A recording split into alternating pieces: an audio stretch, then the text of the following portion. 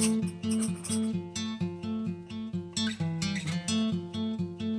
there's three really distinct forms to the house, or three Yeah. separate sorts of episodes to the Yes. home.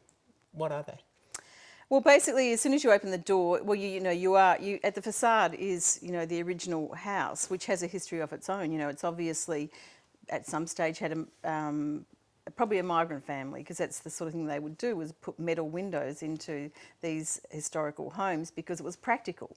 So there was good sense to those things, but you can see that history.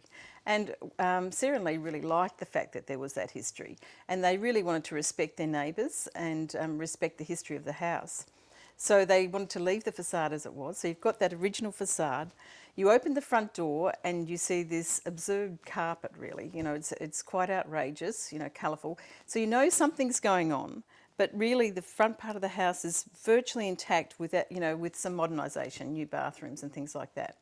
And then you get to that kitchen, and that's sort of like a toy-like thing. It's this sort of transformer. That is kind of like a junction box, and then you open up into the cloud, which is all about light, really, light and air, and that's what clouds are a bit about too. So and water, I suppose. So by having this junction box in the middle, it actually allowed us to put windows at the back of the cloud and the front of the cloud, so you get this sort of perfect natural light, a north-south light, which is great for a room where the family are going to gather, I suppose. So what was the original brief from the client? Well, basically, they'd bought an old home and they really wanted to modernise it. They wanted new kitchen, new bathroom. They wanted an addition to the home that would be like a family room, a family gathering room, I suppose.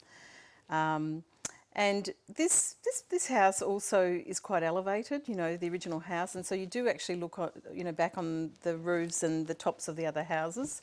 So that kitchen, you sort of you step down to this room.